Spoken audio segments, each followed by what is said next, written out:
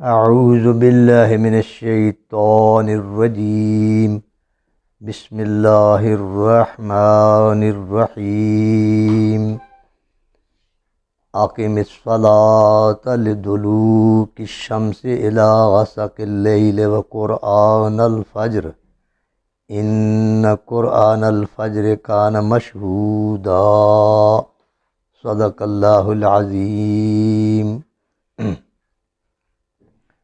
اللہ تعالیٰ نے آج مجھے سورۃ بنی اسرائیل، قرآن کریم کی صورتوں کے ایک سے زیادہ نام بھی ہیں۔ یہ بنی اسرائیل کی سورت ہے، اس کا نام سورۃ اسراء بھی ہے۔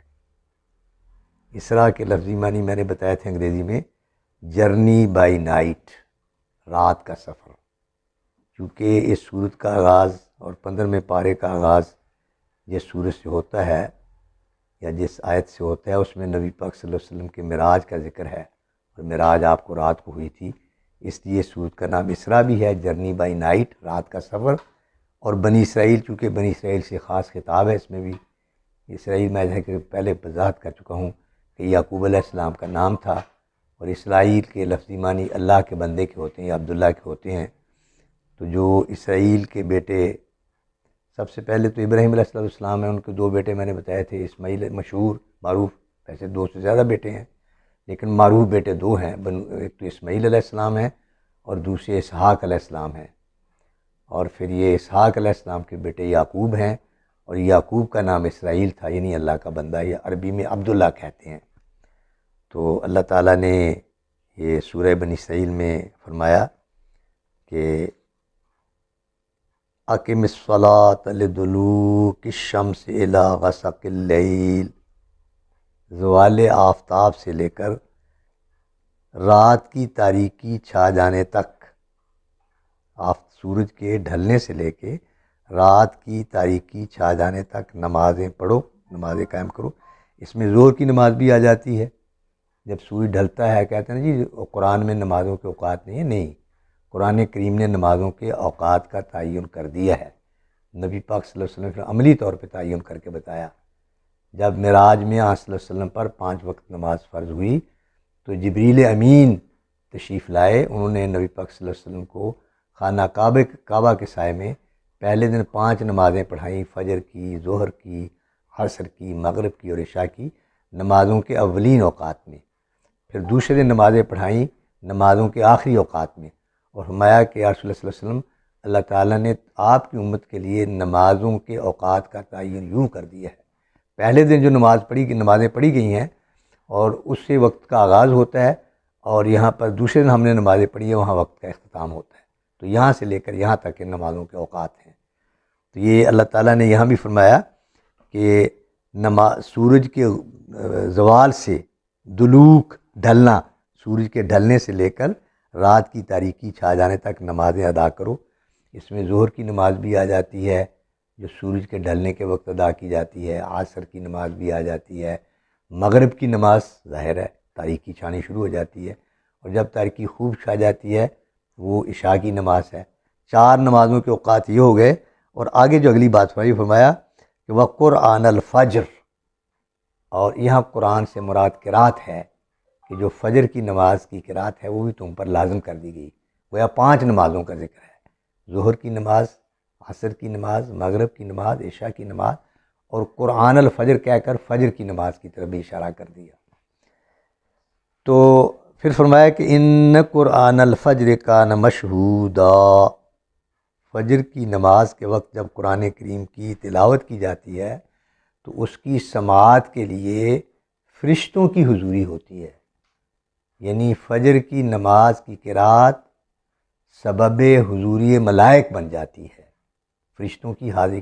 بعض لوگ، یہ بھی حدیثوں میں بھی آتا ہے کہ 2 اوقات میں فرشتوں کو تبدیل اللہ تبارک و تعالیٰ فرماتے ہیں، ایک تو فجر کی نماز کے وقت، ایک عصر کی نماز کے وقت۔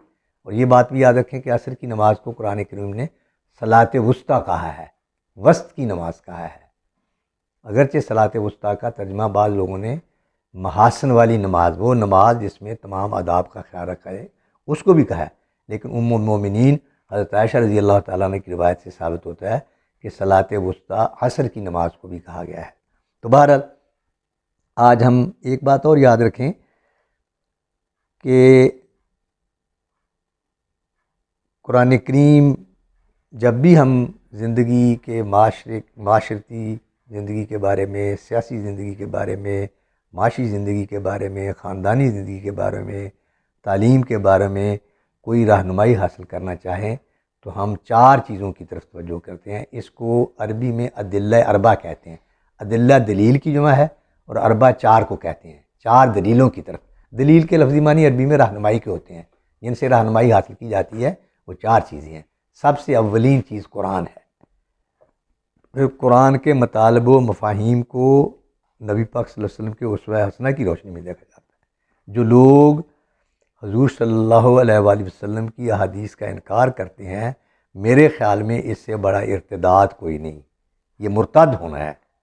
نبی پاک صلی اللہ علیہ وسلم کی احادیث کا انکار یا نبی پاک صلی اللہ علیہ وسلم کے اسوہ حسنہ کی اہمیت اور آئینی حیثیت اور قانونی حیثیت کا انکار جو ہے، یہ دراصل پورے دین کا انکار ہے۔ اور نبی پاک صلی اللہ علیہ وسلم نے حدیث میں فرمایا، آپ نے ایک دفعہ ارشاد فرمایا، آپ صلی اللہ علیہ وسلم نے ارشاد فرمایا کہ کل امتی یدخلون الجنۃ الا من ابا، میری ساری امت جنت میں جائے گی مگر جس نے انکار کیا۔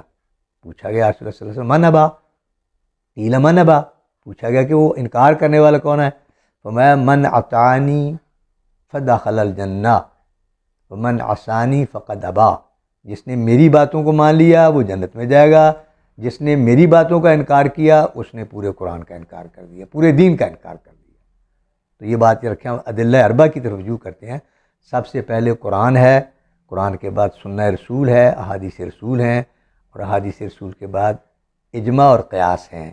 یہ اسلام کے پرفیکٹ ریلیجن ہونے کی سب سے بڑی دلیل یہ ہے، یہ ڈاکٹر غازی محمود نے ایک بڑی خوبصورت بات کی ہے 4 دلیلوں کے بارے میں، کہ ایکچولی اللہ تعالیٰ نے زندگی گزارنے کے لیے رہنمائی حاصل کرنے کے 2 ذرائع بیان کر دیے۔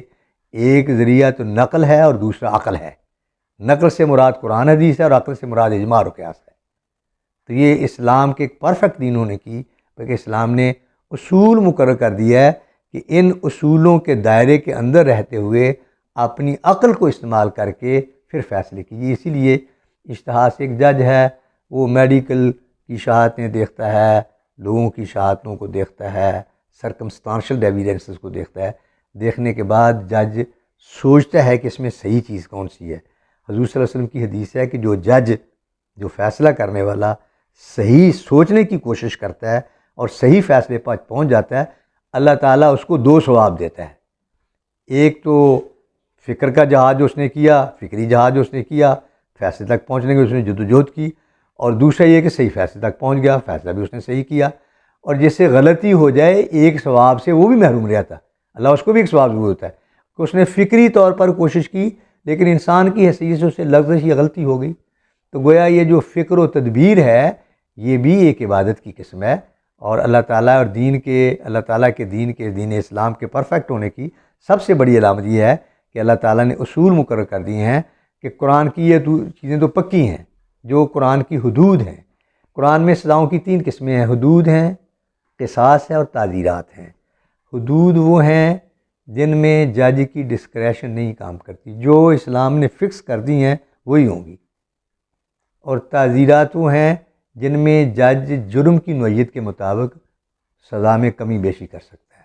سزا کا تعین جو ہے اس کرنے میں جج اپنی ڈسکریشن کو بھی استعمال کر سکتا ہے۔ اور تیسرے قصاص ہے۔ قصاص ایک الگ سزا ہے، یہ جو بندہ قتل کرتا ہے تو اب اس کے سامنے 2 راستے ہیں۔ اللہ تعالیٰ نے ورثہ کو یہ 2 اختیار دیے کہ یا تو وہ قتل کے بدلے میں قتل لے لیں، اس کو قتل کر دیں، لیکن فرمایا اچھے طریقے سے قتل کرو، اور یا وہ دیت لے لیں یا بغیر دیت کے معاف کر دیں۔ اس کو قانون کی زبان میں کہتے ہیں وہ تمام جرائم جو قابل راضی نامہ ہے، کمپاؤنڈیبل ہے، اور جو یہ جو اسلام نے حدود مقرر کی ہیں یہ کمپاؤنڈیبل نہیں ہیں۔ ان میں اگر کوئی بندہ کہ بھی جی آپ صلی اللہ علیہ وسلم کے زمانے میں ایک صحابی نے دوسرے صحابی پہ چوری کا الزام لگایا اور وہ صحیح تھی، تو آپ صلی اللہ علیہ وسلم نے فرمایا اس کے ہاتھ کاٹ دو۔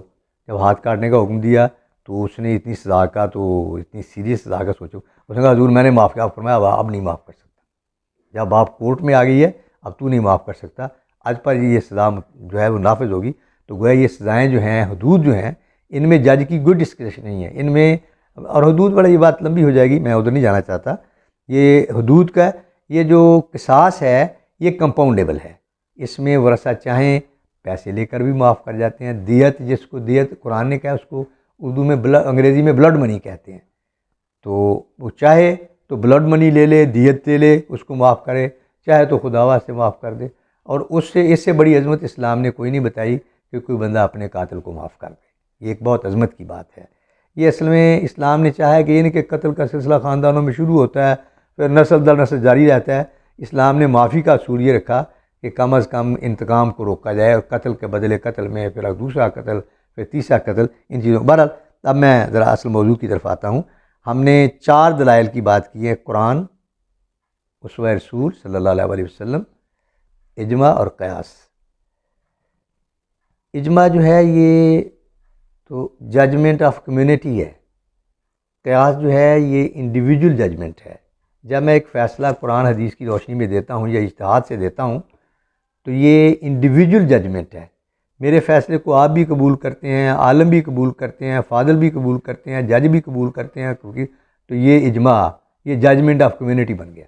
تو ججمنٹ آف کمیونٹی یہ ہے کہ پورے معاشرے کا فیصلہ کیا ہے، یا معاشرے کے جو پڑھے لکھے لوگ ہیں ان کا، جن کو مجتہدین کہتے ہیں، ان کا فیصلہ کیا ہے، اور جو انڈیویجول ججمنٹ ہے، قیاس ہے، وہ ایک آدمی نے فیصلہ دیا ہے، اب اس کو کمیونٹی تسلیم کرتی ہے کہ نہیں کرتی، وہ قرآن سنت کی حدود کے اندر ہے کہ نہیں ہے، یہ فیصلہ بعد میں ہوگا۔ تو اس لیے اسلام میں یہ اپیلوں کی گنجائش ہے۔ ہمارے ہاں پہلے مجسٹریٹ انکوائری کرتا ہے، ایک انکوائری ہوتی ہے، ایک انویسٹیگیشن ہوتی ہے، انویسٹیگیشن پولیس کرتی ہے اور انکوائری مجسٹریٹ کرتا ہے، عدالت کرتی ہے۔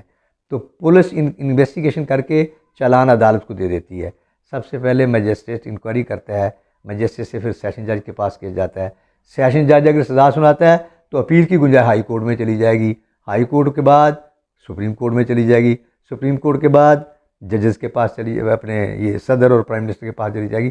لیکن اسلام پرائم منسٹر اور پریزیڈنٹ کو یہ اختیار نہیں دیتا کہ جس کو عدالتیں سزا دے دیں۔ تو بہرحال اب قرآن کی طرف سب سے پہلے ہم دیکھیں گے کہ قرآن ہے کیا، یہ ڈیفینیشن کیا ہے قرآن کی۔ فرمایا ہوا کلام اللہ، وہ اللہ تعالیٰ کا کلام ہے، ہوا کلام اللہ، اللہ تعالیٰ کا کلام ہے، المنزل علی محمد صلی اللہ علیہ وآلہ وسلم، وہ اتارا گیا محمد صلی اللہ علیہ وسلم کی طرف، والمعبد بتلاوتہ، اور جس کی تلاوت کرنا عبادت ہے۔ یہ قرآن کی ڈیفینیشن میں چیزیں آتی ہیں۔ پھر وہ المکتوب فی المصاحف، مصحف کہتے ہیں یہ 2 جلدوں میں لکھا ہوا قرآن ہے۔ اگر ایک آدمی کو سور زبان ہے تو قرآن نہیں ہے، وہ ایک سورت ہے۔ قرآن یہ پورا قرآن ہے، اور 2 اس کو مصحف کہتے ہیں، تو مصاحف میں قرآن ہے۔ چوتھی چیز بھائی کہ وہ والمنقول الینا متواترا، اور وہ متواتر نقل سے ہم تک پہنچا ہے، حضور کے صحابہ نے حفظ کیا، پھر تابعین نے حفظ کیا۔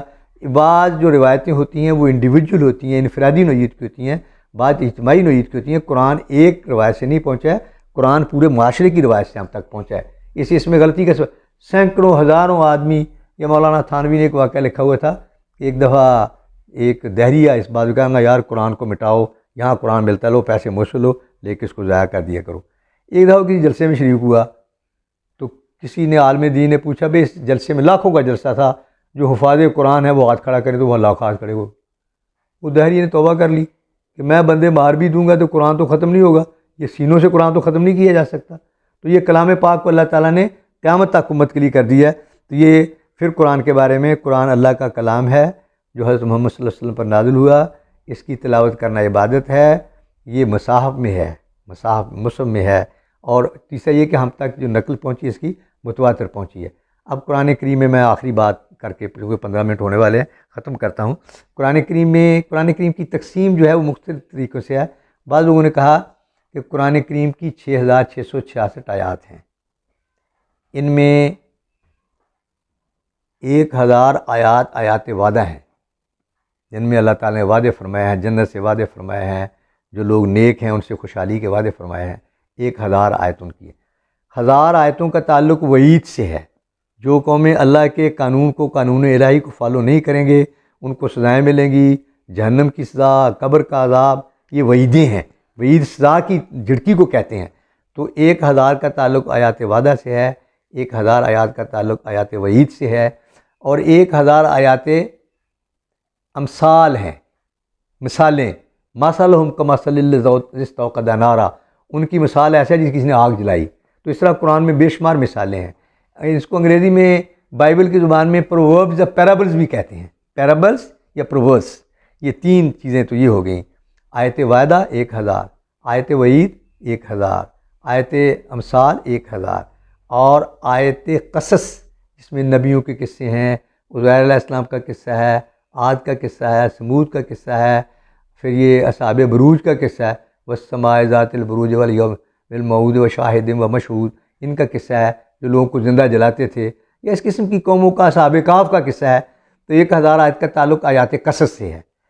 یہ 4000 آیات ہو گئیں، اور اس کے علاوہ 250 آیات جو ہیں وہ آیات تحریم ہیں، جن میں اللہ تعالیٰ نے حرام چیزوں کا ذکر فرمایا، اور 250 آیتیں ایسی ہیں جن کا تعلق تحلیل سے ہے، جس میں اللہ تعالیٰ نے حلال چیزوں کا ذکر کیا، اور 66 آیتیں متفرق ہیں۔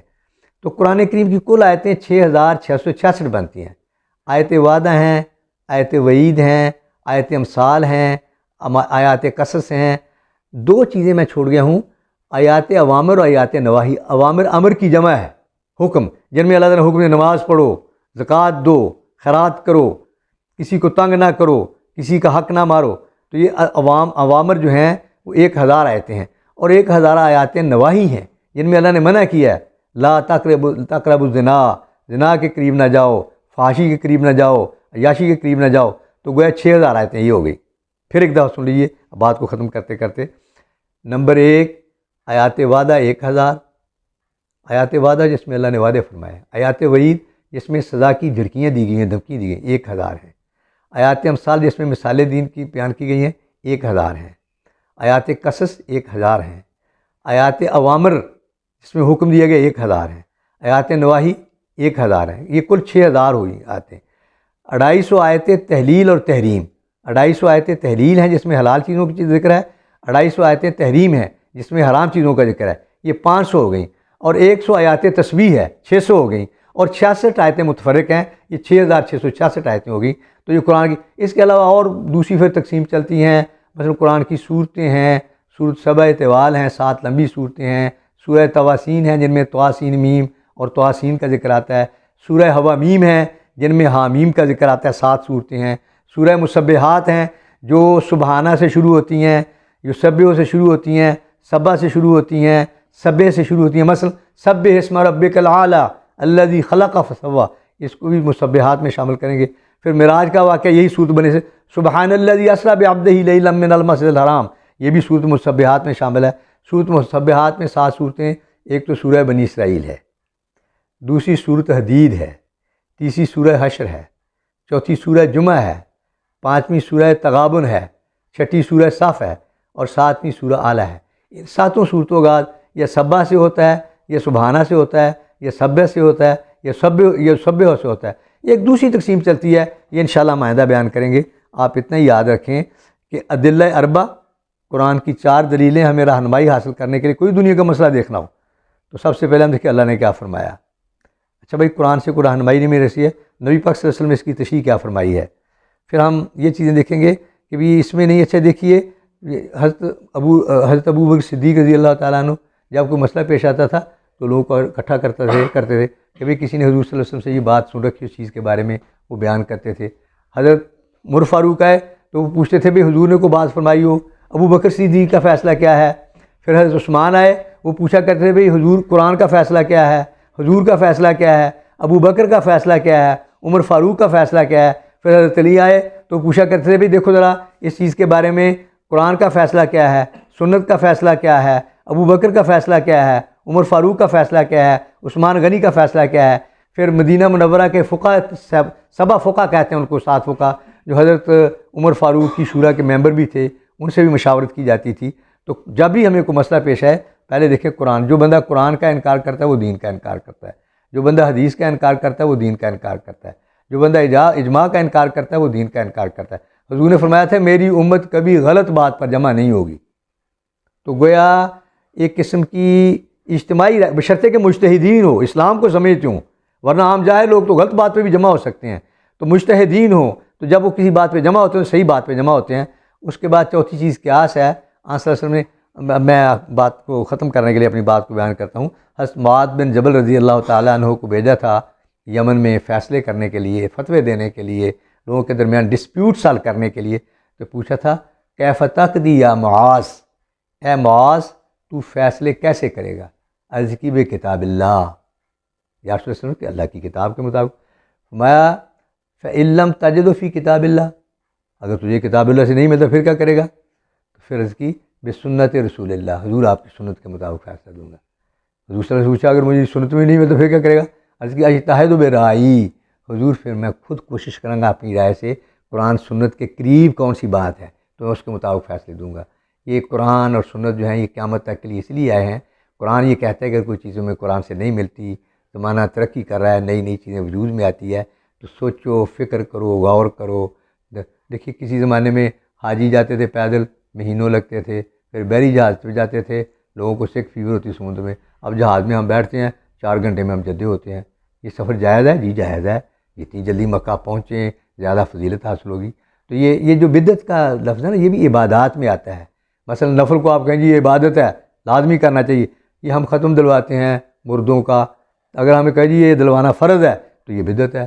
اگر ہم کسی فرض کو کہیں کہ جی کہ نہیں ضروری فرض کی سنتیں موقع ہیں، نہیں جی ضروری نہیں ہے، تو یہ بھی بدعت ہے. اگر کسی رسم ہو، مثلا یہ کہ ہم لوگ جمع ہوتے ہیں، یہ کوئی مر جائے تو ایک دن کرتے ہیں ختم، اس لیے کرتے ہیں کہ ایک آج آ رہا ہے، ایک کال معاشرے نے ایک جنم دی، ایک دن جمع کر لو یار سب کو اور سب دعا اکٹھی ہو جائے. تو یہ ایک رسم ہے، دین کا حصہ نہیں ہے. اس کو دین کا حصہ بنانا بھی بدعت ہے. اور چیزیں اپنی طرف سے گڑ کر کے، اپنی فکر سے گڑ کے دین میں داخل کرنا اور اس کو عبادت سمجھنا اور اس کو دین کا حصہ سمجھنا، یہ سب بدعتیں ہیں. 3 چیزیں جو ہیں وہ اتنا بڑا گناہ ہے کہ ان سے بچنا لازم ہے. اور وہ مسلمانوں میں تینوں اب چیزیں عام سے شرک، کفر اور بدعت. بدعت جو ایک ایسی چیز ہے کہ دین میں اپنے پاس ہے. بھائی جب 2 نفل پڑھ کے اللہ تعالیٰ مسئلہ حل کرتے ہیں تو 4 کس بات کے پڑھنے ہیں؟ جب اللہ تعالیٰ دین کو آسان فرماتا ہے، دین و یسر، دین آسان ہے، تو اسرن کیوں بناتے ہو؟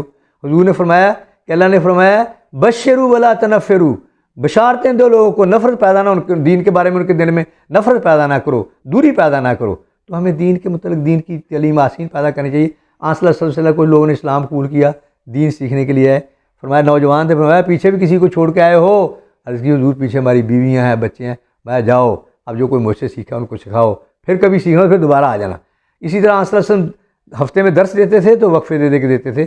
تو ان چیزوں کا چاروں کا خیال رکھیں کہ ہم نے جب مسئلہ ڈھونڈنا ہے قرآن سے ڈھونڈنا ہے، پھر سنت سے ڈھونڈنا ہے، اجماع سے ڈھونڈنا ہے، قیاس سے ڈھونڈنا ہے، جس کو ہم فقہ کی زبان کہتے ہیں. اللہ تعالیٰ ہمیں عمل کرنے کی توفیق عطا فرمائے. وما علینا الا البلاغ.